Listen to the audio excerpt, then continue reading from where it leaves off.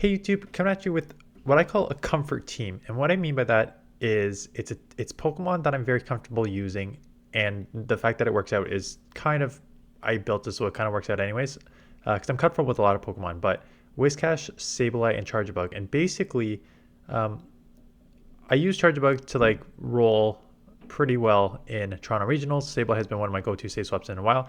And normally I would use Swampert on the lead, but I just think like Whiscash is just way too strong in this meta to not be that Pokemon. So it's a balanced team. Like Whiscash weak to grass, Charjabug will deal with the grass to a certain extent, and then Sableye is just as a safe swap. The thing, what I talk about comfort is, having used Charjabug at the Toronto Regionals and really getting used to it there, and practicing up to it, and having Sableye and the lead as a switch to safe swap for like every every season for the last like 10 seasons now. And then Whiscash again, you can put in Swampert, but same sort of role overall. I'm very comfortable using these Pokemon.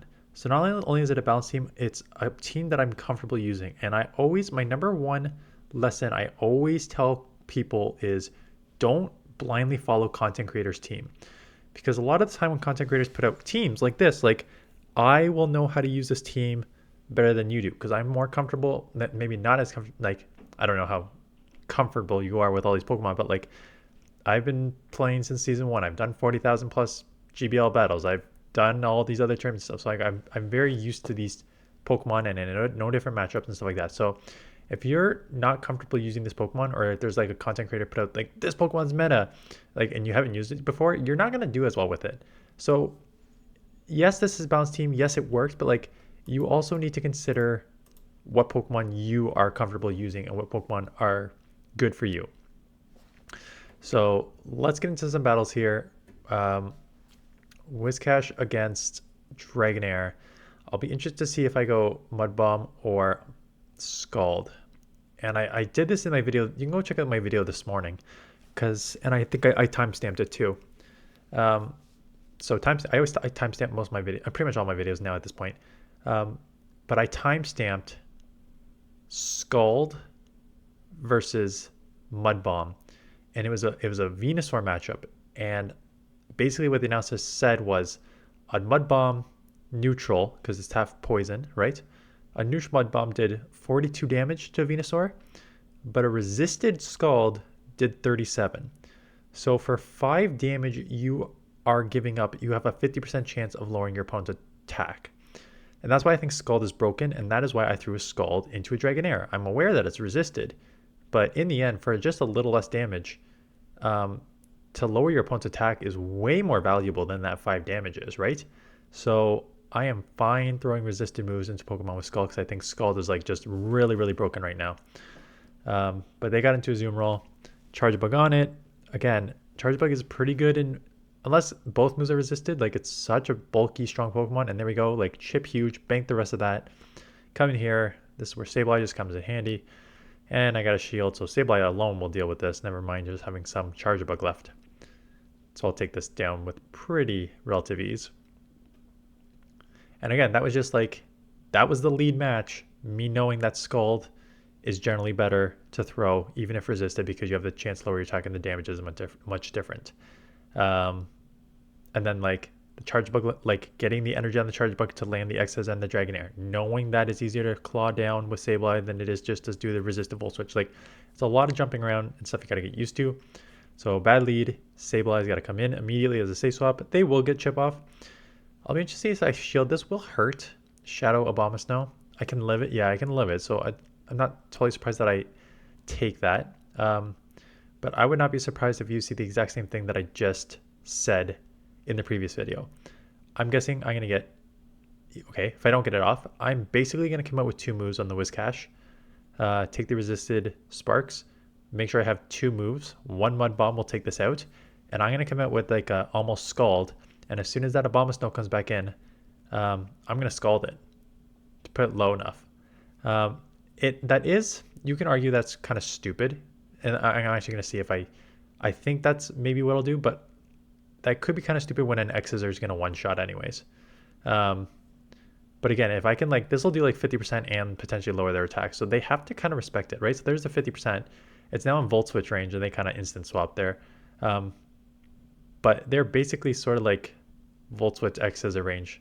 And I think I don't remember, so let's just actually go through the battles. They shield their Azumarill, but they are really, really far behind in this matchup, so I've got a pretty comfortable lead. Again, I'm going to try to always make sure I have a bunch of energy coming out, because the X Scissor will be valuable for the Abomasnow. They let it go. Yeah, I'm going to commit 2 shields here, because I'll come out with at least 1 X Scissor. So 1 X Scissor will take this out, so they have to shield. And the question is, will they get to a Powder Snow before I do? And, Weather Ball, and will this take me out? Shadow Bombstone hits pretty hard. And it does take me out. But again, they need to get to like 7 to get the Energy Ball, and they're not going to get it. And here comes the second resisted Scald to take out Abomasnow. So I just resisted Scalded Abomasnow out of this matchup. So great lead here. They're probably going to get out. And they do. And they're on Whiscash, really far behind on energy. So this is an easy Scald for me. Let's see if I stand or just instantly Sableye. Yeah, instantly Sableye makes sense. Sableye will also deal with Skeledirge to a certain extent, but not as well as Whiscash. Lower their attack, so even these Scalds coming through will hurt, but like not a ton. But there is your lower attack, unfortunately. So I'll chip this. Lower attack probably won't take this out, which is now you give up another move. Whiscash is everywhere, and you're going to see next week. I think I already have enough battles for this week, but you will see next week. I pulled out Venusaur. And Venusaur is part of my triple anti... I actually changed the team a bit because I was like, oh, I'm very weak to a couple Pokemon here. But Venusaur is part of my anti-Scald team, because I think that Whiscash is just like really, really tough with Scald. So I got a couple Pokemon to deal with it, and Venusaur is one of them. With all the mud boys everywhere, it's actually quite strong. Unfortunately, down to shield and them ahead on energy. I'm basically Shadow Ball and Disarming Voice range, and they go straight Shadow Ball, as they should, because now it's easy Disarming Voice range. I should have thrown earlier. I don't know why I did that one instead of the first Incinerate. I'm in trouble here. I don't know how I'm going to get out of this. Yeah, so they can just like shield, probably get to another move. I don't even take them out. That's even worse. Just throw any move I can get, but Dragon Breath Altaria is more than enough to take out me. Had to try and bait there, but I'm not quite at 2 moves anyway, so does not matter. Wiggly, decent lead. Again, I'll probably just go straight Scald, hopefully lower the attack to reduce the damage that these charms are doing. They shield, attack fall. Honestly, I think I've gotten more attack falls and received more attack falls from a 50% Scald than I do from a 67% Zap Cannon on Registeel. It just seems like these Scalds hit, like, it feels like over 50% of the time. And doesn't feel like that on Reggie anymore. So I just lowered their attack 3 times and flip switch with a shield. Not flip switch, but won the lead with a shield advantage. Out comes the grass. Out comes my Charger Bug. I don't know why I'm thinking, because Charger Bug is really the only thing I can do here. Take the resisted moves on them. Nice catch on their part. Nice catch on the Bastiodon. I'll get out into Sableye. And it's basically just making sure... I'm going to definitely chip, because I need to chip some on this. But it's making sure that I also have energy to throw at the Shadow Vic if that comes back in. Because the last thing I want to do is just get like farmed, like ton of farm on their part, and then just be stuck with Charge Bug. So I'm going to make sure that I always have close to 100 energy. Worth the double shield here, probably too. Now it's changed, because now I can tip this low enough that I can just Volt Switch down. Now get this back in here. The Leaf Blade would still hurt. Again, resisted or not, Shadow Vic hurts. So getting a little bit of energy, extra energy, because I may need a charge move to take out the Bastiodon. That takes it out. And I get to the discharge to take out the Bastiodon. So again, that's just like reading the matchup, comfortable with the Pokemon. Great lead, Wiggly. I'll Scald, and I'll probably dip into Charge Bug after this. And there's the attack fall again. I swear it's more than 50%. With the attack lowered, I'd be surprised if I shield. Yeah, especially that, like, I think once Wiggly got Icy Wind, I feel like the majority of Wigglies just always go Icy Wind. Which, I get it. You're lowering your opponent's attack and just trying to dominate with charms. But it doesn't always work like that, especially when you got a bulky, somewhat spammy Pokemon like I do. That actually I just fast move timed everything super properly there. 2 volt switches each time to get the only 1 extra for 3 charms. So I'll keep switch and take shield advantage, which is a brutal situation for them to be in. I'm expecting a grass in the back because I know this team.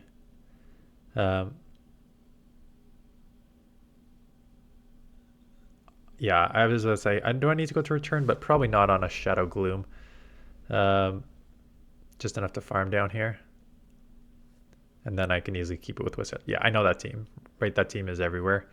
It's like that triple fast move toxic team sort of thing. But yeah, there's no chance they're winning here. So it's kind of a hard counter. Not a hard counter because I had my Charge Bug on the Wiggly, but just good chip with shield with Whiscash and Charge Bug. Good timing there. Okay, so now it is who's going to win CMP, who's going to get the attack fall. Is basically who wins this matchup. So I get 1 off, no attack fall there. You best believe they're going to get the attack fall on me. So there's the attack fall. So now advantage to them. That was fast. So this is just a Mud Bomb. So again, I'm just going straight Scald because it's neutral in this situation too. So it's better move to use. Plus chance to lower your opponent's attack, and got it on that one. This will be a Scald for them because they did the other one first. No attack fall for them. So 50-50, which is statistically what it's supposed to be. They come in here, and that seemed like an already way too... I think in the moment I thought that I could get to a move, and then I realized I couldn't. And by that time, this thing is so far ahead on energy, I'm in huge trouble. So the good news is I can live 1 Aerial Ace. Now do I shield and farm? I think is the play here. I could have maybe just come and charge a bug, because I still have to throw because I had to move. I feel like I should have come in Charger Bug and just got resisted or not. You still will chip and just farm down. Oh, it's a double. Okay. That's a top left. Yeah, there's no reason for me to stay in this matchup. I remember coming in with Clodsire. I was hoping to get this move off, and then I am fast forwarding because top left is exactly what I should be doing there. Poliwrath. So again, a bad lead for me because I can only throw 0 Mud Bombs. I throw the Mud Bombs because I just want to get this chip off before they Scald me and potentially lower my attack. And they are shielding because they want to lower my attack first, right? And they CMP. So smart, really heads up on their opponent for both of those. Shielding out the first one, Scalding me. Whoa, that did a lot of damage. And now there's a Bastiodon on the back. So not great. I will have to stand here because Charger Bug is going to get lit up. I have to shield because I need to be able to, like, at least, if I can't take this out, but I put it to the red. But I should be able to take it out with 1 more foul play before they get to actually I probably these claws do add up, so I probably should be able to take this out. And if I don't, it's just 1 volt switch away. But I do take it out, so that's good. I expect the Poliwrath maybe to come back in and try to counter me down. Resist it or not, just get ahead on energy.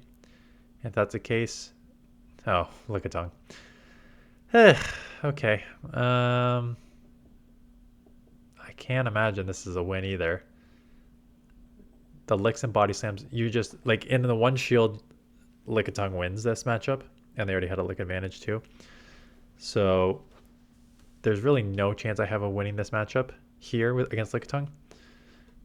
So I need to double shield, or I don't know what I'm going to try and do, but maybe I can get a shield and return. No, because they have shield advantage. Okay, maybe they'll shield this because they're worried that a couple volt switches will take them out. Because that is volt switch claw range. And if they do that and shield, now it's claw and return range. Oh no, they're going to get to a move first for sure. Never mind. Yeah, no shot. No shot.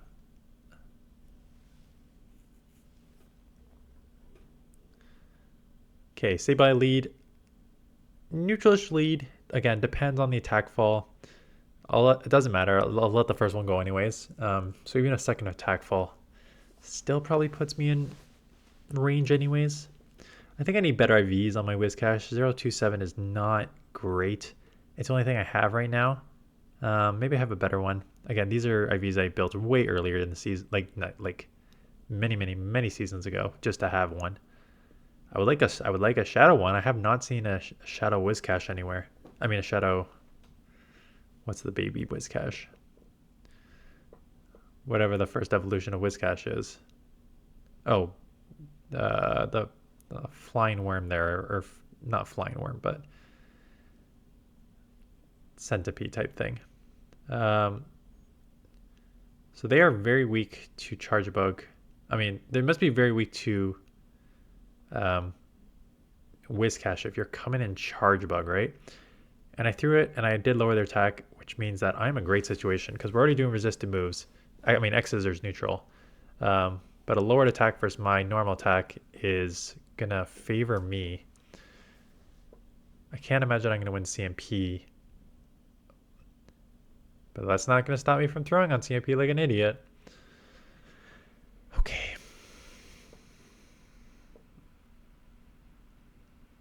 So this will take out. They let it go. What is in the back? Talonflame. So the 4 versus 5 coming in clutch there. Gonna grab a shield with this. And then basically just let the first move go. Because the only sort of lose con is them bumping with Flame Charge and then hitting me with the next move. Is my only lose con. So as long as I don't do that, I'll win. Salazzle, spicy. Appreciate it. This is the last battle. Slow on the leave. But I don't. Oh, this is dumb. I'm chipping here. I don't have a good answer to it. Electric and the Shadow Claws are resisted. So I'm not going to fast move damage down. I need to charge move it down. X-Scissor is super effective. So there's really no reason to do this chip damage with MUDBOMB when I'm going to have a super effective X-Scissor anyways. So I need to just bank that move, bank that MUDBOMB, and just come in here next Scissor anyways. So really a waste of energy. Yeah,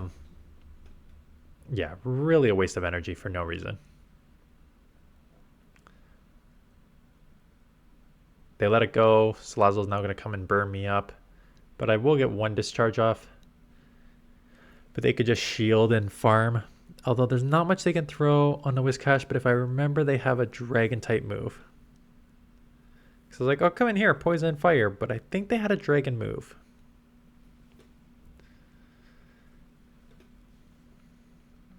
Which again will hurt, but won't take you out. But yeah, there's a dragon move. And there is a fast move damage Pokemon in the back. And here comes my only win condition. I don't often bait, but you gotta bait when it's your only win condition. I need to bait a foul play and land a return. And that is exactly what I do. Bait the foul play, land the return just as I'm going down here. So I will take this out with one more claw, simultaneous KO, even better. Get the Mud Bomb off for the win. That is knowing your win condition, because foul play is going to be nowhere close. And, well, sorry. People always call me out for that. I say your win condition is baiting them, shielding, and you landing the return. A win condition could theoretically also be you throwing the return and them not shielding. Like, those are your win conditions. Your win conditions is landing return. I guess it doesn't matter what order you landed in, whether you go straight return and they don't shield, or you bait first, they shield, and then you land their return. But I think when I talk about like win conditions, most of the time it's like forcing them to make, it's almost like when you throw the foul play bait, you're forcing your opponent to have to make a decision about whether this is a bait or not, which is a much trickier situation to be in, sort of thing. And that's what I mean by like your win condition, even though theoretically both are win conditions. Yeah, that is it. So go check out, I mean, this morning's video was like me just being sad about how Ninetales has no more play in this meta, because Whiscash and all the mud boys and dragons and everything are everywhere now. So I talked about that this morning, so go check that out. And this is Thursday, so tomorrow, again, it's league turnover. It is Great League in this. I'll probably put out a top Great Leagues team. Again, I'll focus my morning video top Great Leagues, top teams on the Hisui Cup, because that's new. But again, just for Google, Google/YouTube search, just the Great League. Again, Great League top teams will just be a repeat of stuff I did this week. So yeah, so if you want to watch it, I appreciate the views, and that helps me get the video out, but it's not going to be anything new for Great League. It's just going to be stuff I covered this week. Anyways, that is it. Thanks for watching. See you guys in the next one.